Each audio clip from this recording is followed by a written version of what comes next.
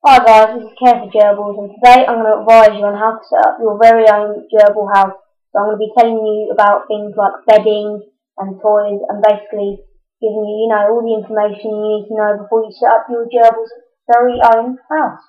So the standard setup is a fish tank, what I recommend getting. The general rule is about 10 gallons per gerbil, so you can use conversion websites if you live in the UK like me and you can't quite understand the conversion between litres and gallons, so be sure to try that. So a lot of people use these things which are called toppers. It keeps the food and the water out of the way of the bedding, so you can add as much bedding as you want, which is good because they are burrowing animals. So if you want to buy one of these, then I definitely recommend doing it. Just make sure it fits your tank measurements. However, this is actually my personal tank. It's actually in my bedroom. So I like using shelves because I basically think they're really easy, because you can put your sound bath on there, which I'll explain in more detail in a minute, and you can put your food bowl in there. So we're going to jump straight into it and start with the bedding. So let's start off with my personal favourite, Aspen. I use it in my tank, and it's really nice to look at, as you can see from this picture, which is not actually my tank, it's one from the Gerbil forum. It's nice smelling, and the gerbils really love it because it holds up their tunnels really well. It's really soft and comes in various sizes, and it rarely smells. However, it comes at quite a cost, but if you search around you can really get it cheap. I get a 14.5 kilogram bag for just £18. So next, on to wood shavings. Now if you're in the USA, then wood shavings aren't recommended by some of the guys at the forum. I don't quite know the whole story, but I think it has something to do with it being dangerous for your gerbil. So, if you're in the US, just be safe and don't use it. It is really cheap in the UK, but the quality can vary greatly. So one time you'll get a nice soft back, the next it'll be hard and scratchy. It looks nice, but it can be really dusty. And it's probably the most ready available bedding around the UK, and it's ridiculously cheap. You can get a 25 kilogram bag for about £10. So next up is Carefresh, which seems to get a fair few bad reviews, but I don't personally think it would be good for my gerbils because the things they like doing. But no offence to these people out there that use Carefresh, it's up to you completely. But I find it to be very dusty, and it doesn't seem to hold gerbil tunnels very well.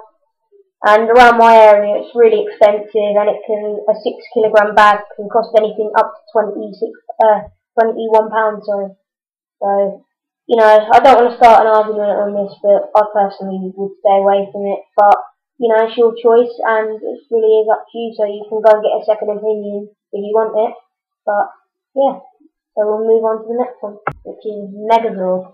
It's pretty much dust-free and comes in big sacks, as it's for horses. It's pretty ugly to look at, but it's really absorbent, and it's pretty cheap. With around where I live, an 85 litre bag costs about £9, which is pretty cheap for bedding. So, it really does rival Aspen, but my personal favourite is obviously Aspen, but, it's up to you to choose your own bedding. So, lastly is hay, which isn't absorbent enough on its own, so I recommend mixing it in with your main bedding like I do with Aspen. Keeps the teeth trim, and it provides a little bit of nutrition. So let's move on to other things. Also, I'd like to add putting in non-scented tissue like you see in this picture. It's shredded up into small pieces by the gerbils, and they love to nest in it. So, if you give them that, I'm sure they'll be really happy with you. So let's move on to the toys and other essentials. So we're going to start off with the house. I recommend something simple like this, or you can get ones that are even simpler. There's not really much to it. They may go in there and they might use it for cover, because obviously they are hunted animals, and bird attacks from above, which I'll go into more detail when I'm talking about handling. But don't give them anything that has plastic in it. I cannot stress this enough. If they chew it, it can get caught in their, I think it's their intestines, but I know that it can cause some serious damage and even cause death. So it's really not worth the risk. So gerbils really love cardboard, and an adult gerbil can destroy a toilet paper tube in about 5 minutes, like the one shown in the picture.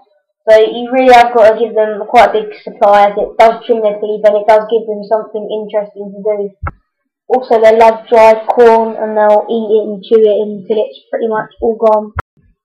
For water bottles, I recommend getting one that, like, as you can see in the picture, it's glass-like material, so they can't chew through it and it's not going to do any harm to them.